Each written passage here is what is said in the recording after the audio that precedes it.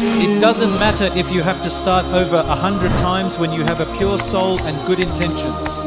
Allah will never make what you lost the best that you ever had. Restarting isn't failure. Living a life of misery because it looks like success on paper is failure. You see, anything that's out of your control should be out of mind.